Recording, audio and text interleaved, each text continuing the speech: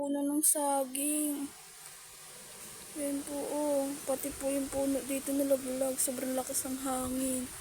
Yung puno na yan. Katakot naman. Grabe. Tapos naulan-ulan pa. Di na lang dinatamaan yung manok. Grabe guys. Ayan.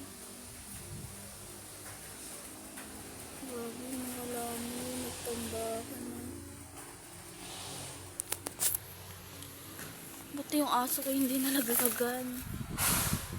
Grabe guys. Oh, nabuwal yung puno. Oh, ayun oh. Sensyo oh. Nakatakot naman. Grabe naman yung lakas ng hangin na po. Ayan guys oh. Nakutulang sama sa puno. Ayun. Balik. Lakas ng hangin, no? May bagyo ba? Hey guys, ang lakas ng hangin. Yan! Nakakot ang ipatipin ko. Wala, ayun na, may bagyo ba? Grabe po yung lakas.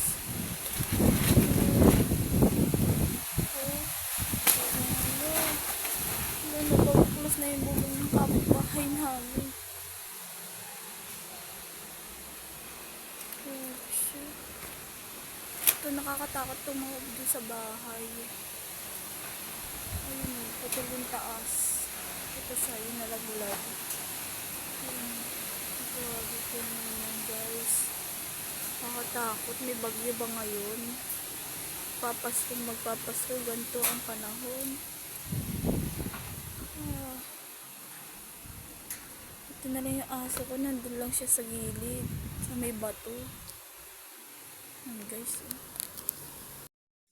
Ayan, dito yung sa may bintana na. Ayan, ito.